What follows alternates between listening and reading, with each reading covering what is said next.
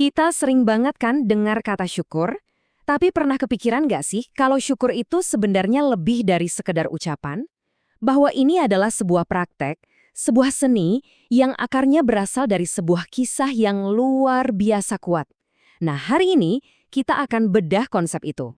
Oke, biar kita nggak bingung, ini dia peta perjalanan kita hari ini.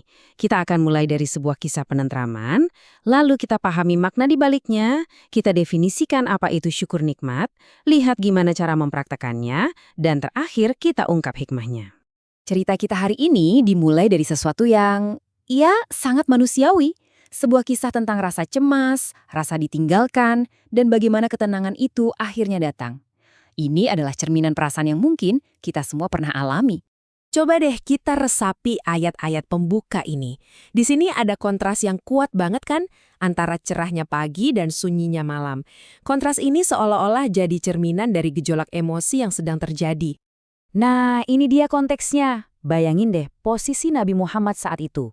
Wahyu yang jadi sumber petunjuk dan ketenangan beliau tiba-tiba berhenti. Hening. Tentu saja muncul rasa cemas yang luar biasa. Apa aku sudah ditinggalkan oleh Tuhan? Terus, gimana kelanjutannya? Nah, justru dari keheningan dan kegelisahan inilah muncul salah satu jawaban yang paling menenangkan yang pernah ada di dalam Al-Quran. Dan jawaban itu datang dalam bentuk surah Ad-Duha. Namanya aja udah indah banget ya.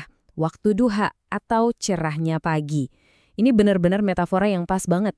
Cahaya harapan yang datang setelah malam yang panjang dan gelap. Dan lihat deh penegasan pertama ini to the point banget. Nggak bertele-tele. Langsung menjawab ketakutan paling dalam, Tuhanmu tidak meninggalkan engkau dan tidak pula membencimu.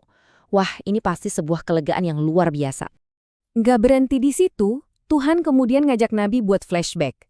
Lihat deh polanya. Ini kan kayak pertanyaan retoris ya.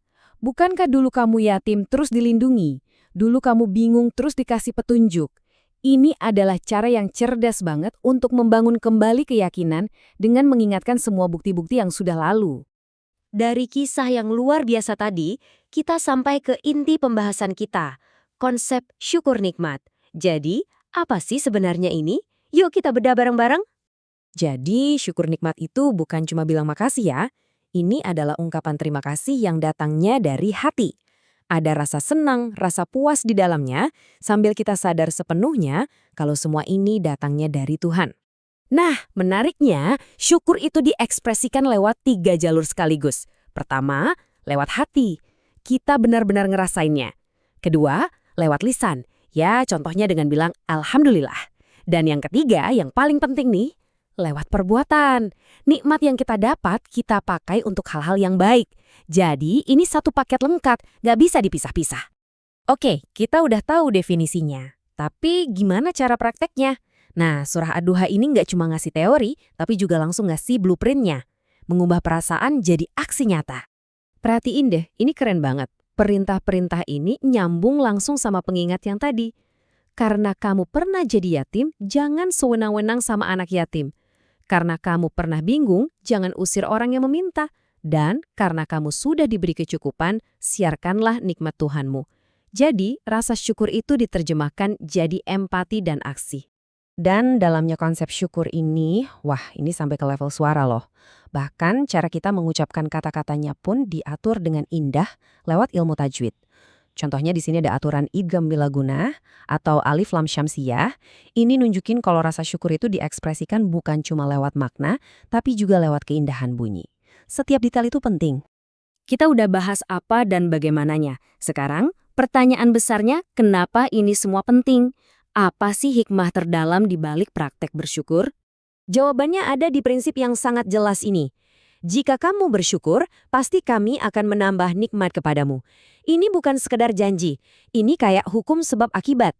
Syukur itu bukan cuma respons pasif, tapi pemicu untuk kebaikan yang lebih besar lagi. Jadi, di sini kita lihat ada 2 jalan yang beda banget kan? Buat orang yang bersyukur, hasilnya adalah tambahan nikmat, kedamaian batin, dan kebahagiaan sejati. Sementara buat yang kufur nikmat atau nggak bersyukur, risikonya berat. Jiwanya itu selalu merasa kurang, gelisah, nggak peduli seberapa banyak hartanya. Ini soal kelimpahan batin versus kemiskinan spiritual.